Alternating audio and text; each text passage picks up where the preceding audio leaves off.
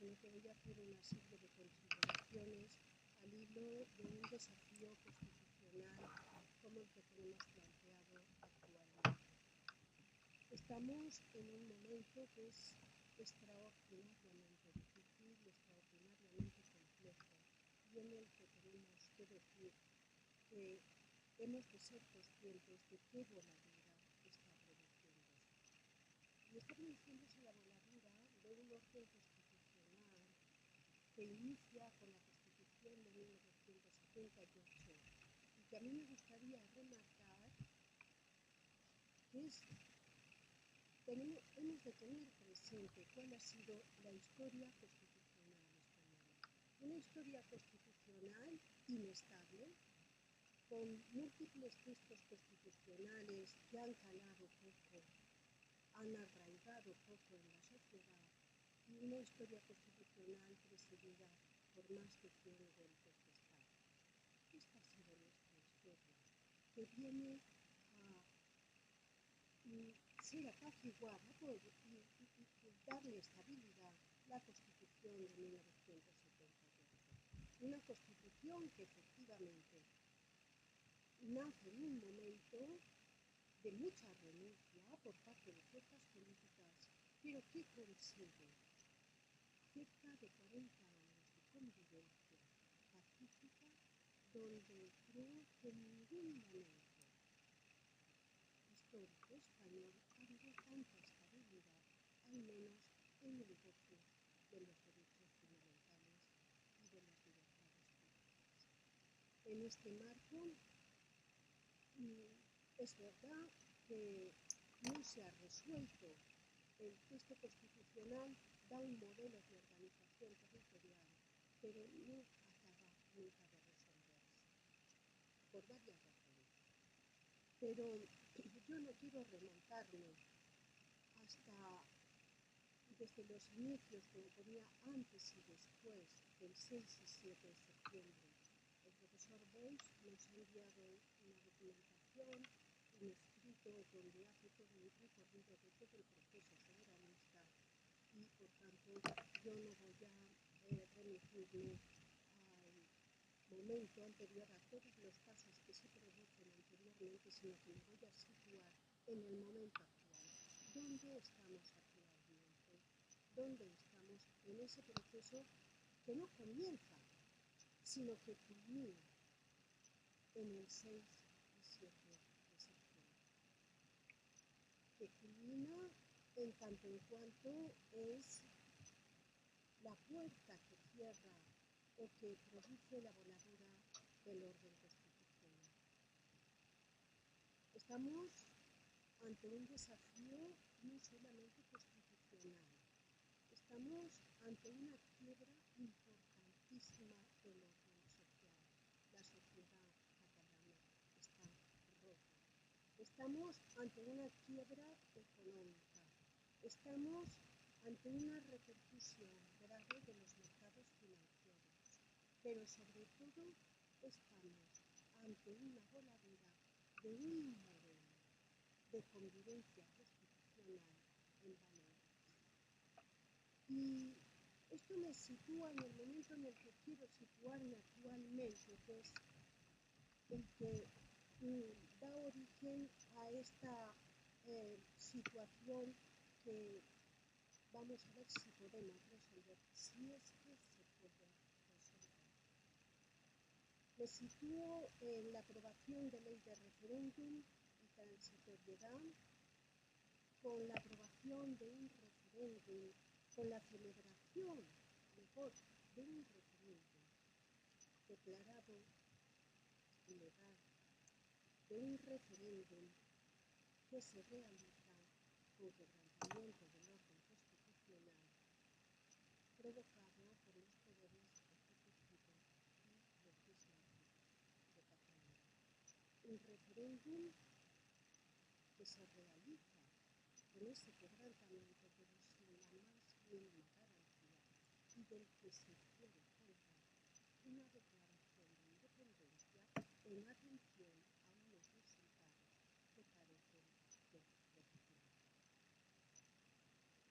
Estamos ante se ha denominado un golpe de Estado institucional, que ha tenido una respuesta del Tribunal Constitucional que yo no voy a analizar plenamente porque nos llevaría todo el tiempo, pero sí que me gustaría resaltar algunas de las afirmaciones que el Tribunal Constitucional hace en la resolución de la sentencia de la impugnación, de la impugnación de la Ley 19/2007.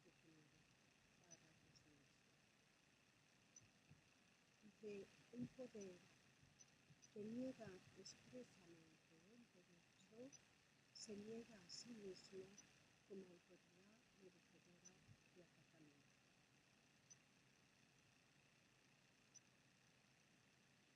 Un texto en el que el Tribunal Constitucional, además de situar el derecho de autodeterminación en el marco internacional de una explotación de la sociedad que pretende autodeterminarse, una subjugación, que sería lo que internacionalmente daría paso a esa posible autodeterminación, hace un análisis tanto desde el punto de vista competencial, es decir, respetamos las normas competenciales que el texto constitucional nos ofrece y entonces solamente el artículo 92 permite una convocatoria determinada de referéndum, cosa que no se produce, una vulneración sustancial del texto constitucional y no solamente del texto constitucional, también del propio Estatuto de Autonomía. Recordemos que es el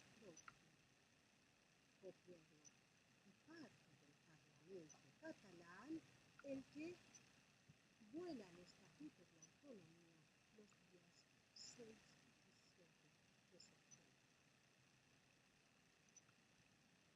Por tanto, una vulneración del orden constitucional estatutario y después una clara vulneración de las minorías en el marco del Parlamento catalán, porque todos sabemos que una democracia se caracteriza por la preeminencia de la mayoría, pero con el respeto de las minorías. A mí me gusta siempre mucho decir la frase de Cabrerés cuando decía: el peso del número debe valer en el momento de la votación, pero previamente debe valer el peso de los argumentos.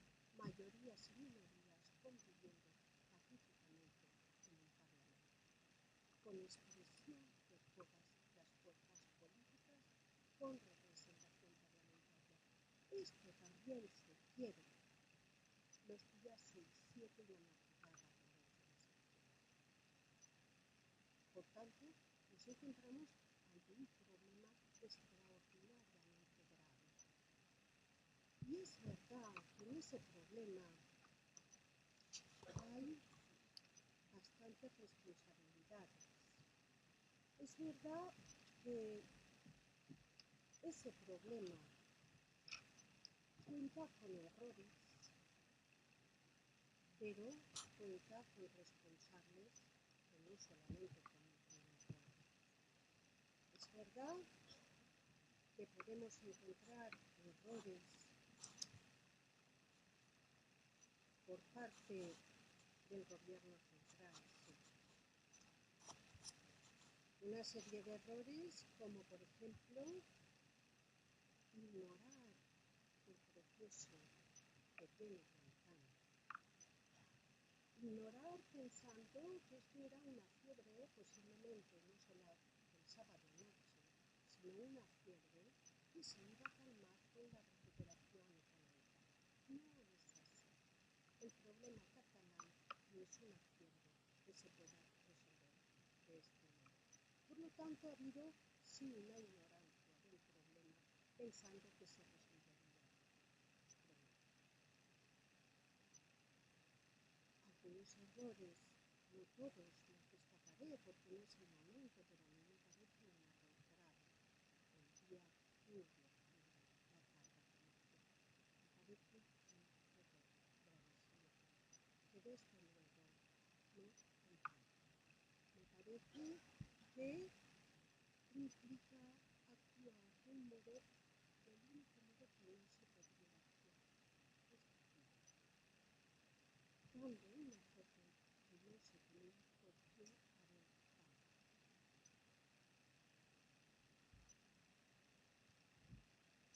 Otro error es el de cuando se produce una serie de hechos como la salida masiva de empresas señeras, empresas señeras, con una salida por primera vez de aquella parte de la población que estaba achicada, que estaba callada, que no se atrevía a salir, porque en muchas ocasiones tuvo que seguir por salir a la calle a expresar su opinión. Sale una manifestación en la que se demuestra que no hay una sola Cataluña independentista, hay también una Cataluña dual. Y luego lo plantearé en la intervención final. Una Cataluña independentista, pero también una Cataluña dual que se siente bien con ese carácter dual de sentirse catalán, pero también en el marco de un Estado. Otro error, cuando esto parecía que que supone un hito importante el que la gente se atreva a salir a la calle a decir nosotros no somos independentistas, pensamos de otro modo y tenemos derecho a expresarlo y no por eso se nos puede criminalizar, y menos en un Estado de Derecho que mantiene la libertad de expresión. Otro error me constituye la prisión provisional. Este abuso en España de la prisión provisional es un delito grave, ya se juzgará en su momento, ya se juzgará. Pero estamos acostumbrados, y no solamente en el caso de los dos libros de Asamblea Nacional y Omnium, es una reflexión generalizada en España del abuso de la prisión provisional. Y todo ello viene coronado por el temor de adoptar una serie de medidas por considerar que no se tiene el apoyo suficiente de la sociedad, que no se tiene el apoyo suficiente de determinados partidos que deberían ser claros y que han estado también vigilados. Junto a ello nos encontramos con una deriva, junto a estos errores, hay más, pero no es el momento, nos encontramos con una deriva independentista, secesionista, que ha pervertido el vocabulario. Claro que sí que ha pervertido el vocabulario, con el objeto de ganar el relato. Por poner solamente algunos ejemplos, se produce la voladura el 6-7 de septiembre de la autonomía por parte del Gobierno y del Parlamento y se culpa al Gobierno de represión. No. Se defiende un diálogo que no está. Dialogamos lo que no podemos dialogar. Yo solamente dialogo con usted la independencia. Esto no es diálogo, esto es imposición, pero no es diálogo. Si queremos dialogar, dialoguemos de un modelo de organización territorial, que será lo que plantearé a continuación.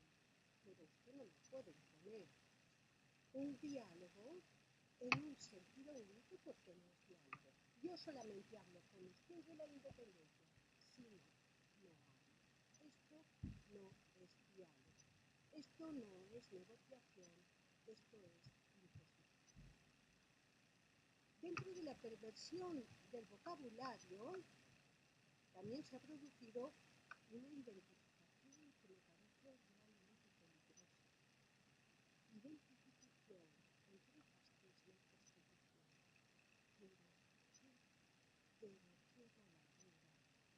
Pero ¿qué cinismo identificar fascismo con Constitución?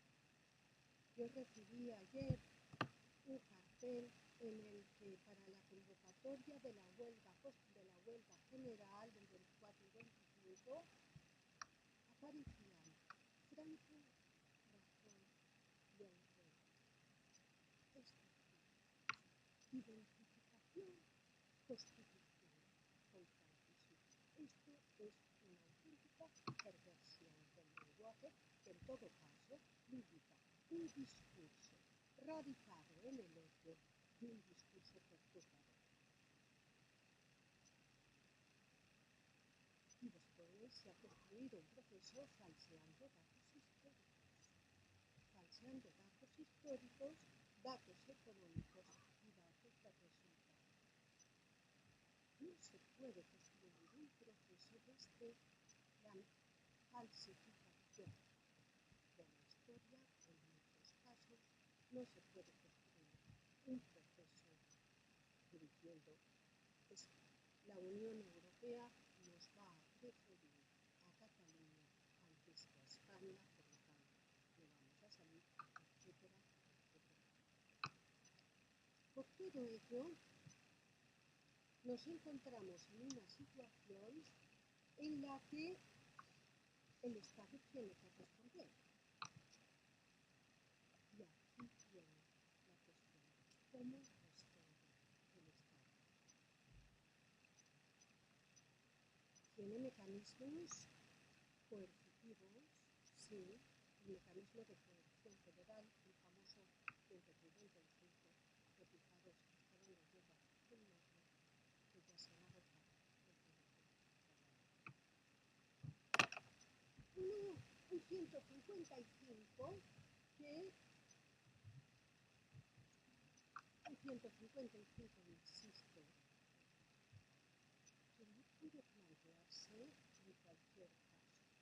Para que se produzca el planteamiento del 155 hay que atender a una serie de consideraciones y tenemos que ver qué contenido cabe dentro de él o no y qué resultado tiene.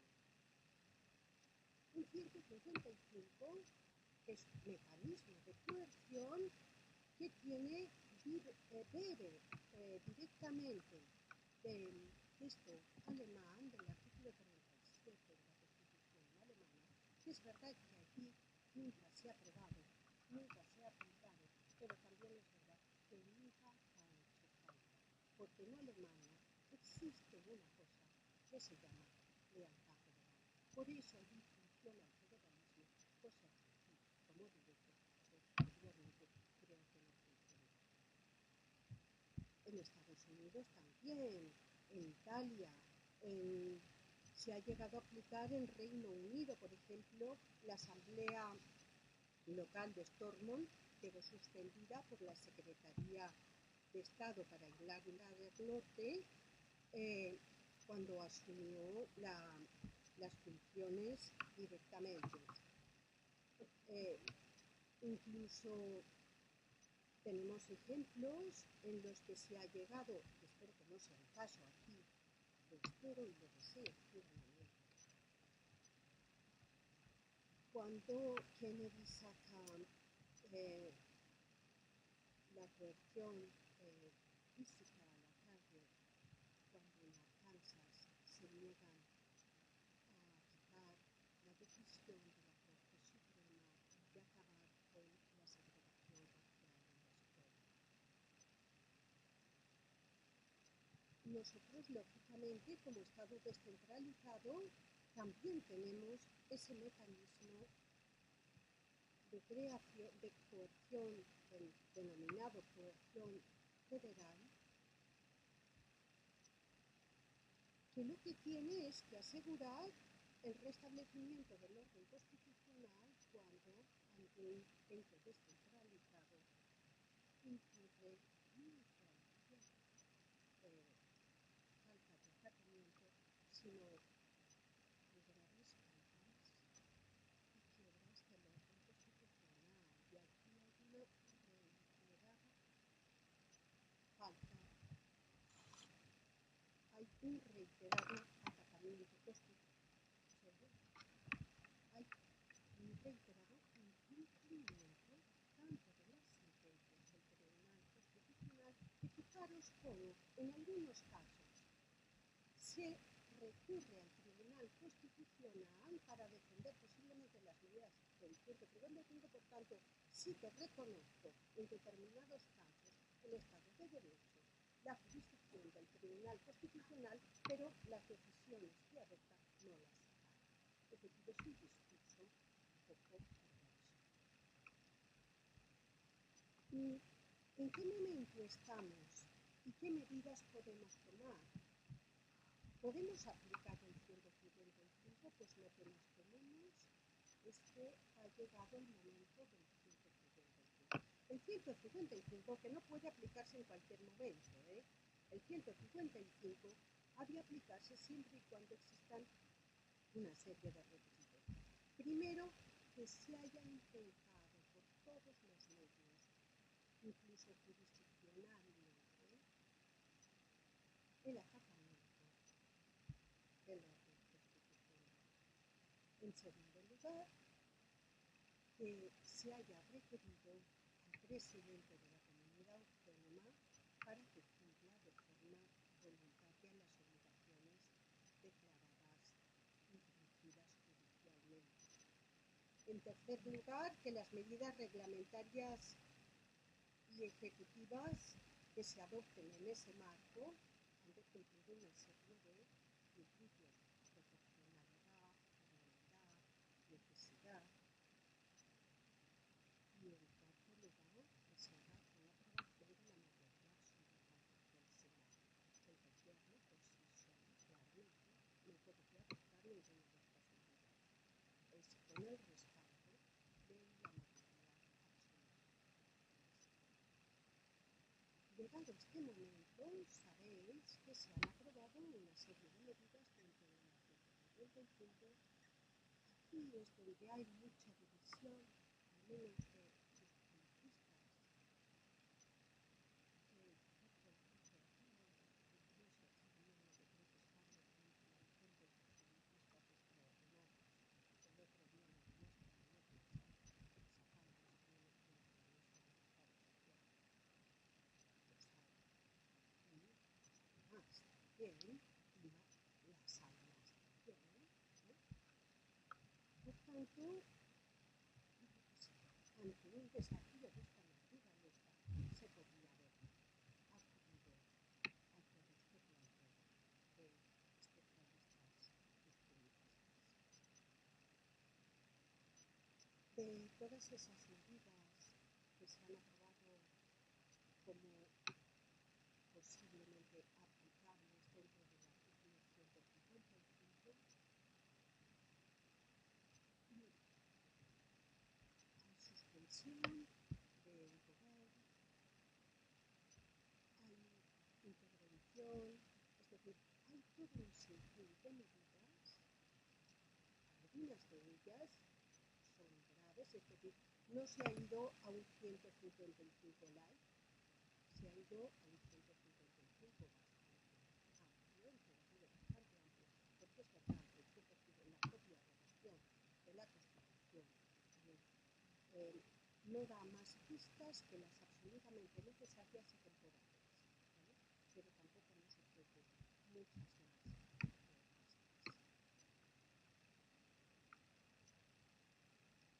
Es posible aplicarlas. Algunas son muy incisivas y posiblemente requieran de un bisturí fino, que es lo que está faltando también, el bisturí fino. Esto no se resuelve con soberbia, no se resuelve con intolerancia, esto no se resuelve con bisturí gordo, nada. Esto se resuelve con bisturí fino. ¿Por qué? Porque primero, y está en el tejado, claro que está en el tejado de Puigdemont, la aplicación definitiva del 155 ley. Cuando Puigdemont vaya mañana al Senado, ojalá diga que van a convocarse elecciones y que por tanto tenemos una posibilidad. Si dice que va a declarar la independencia y que va a convocar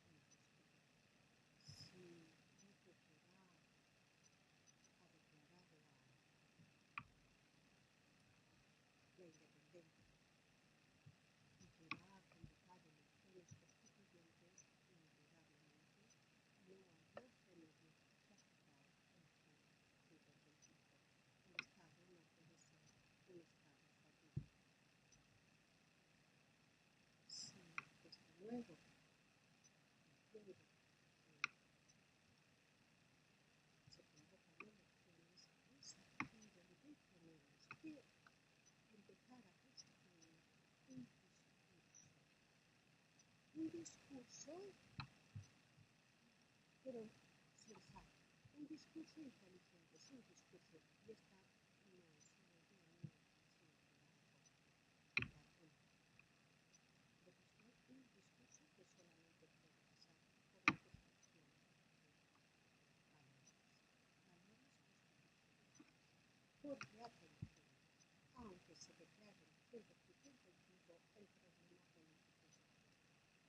¿Cuál creo yo que puede ser la solución? La que a mí me gustaría, pero no sé si esta se va a producir. ¿Cómo podemos salir de esta situación si es que podemos salir de ella?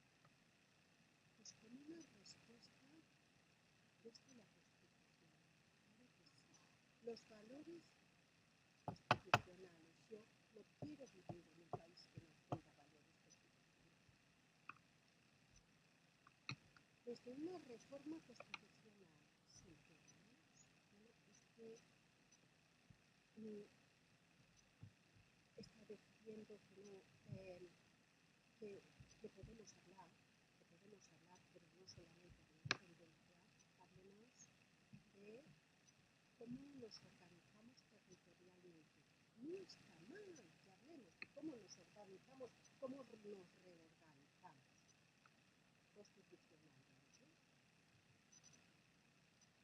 Muchas cosas que mejorar, claro está,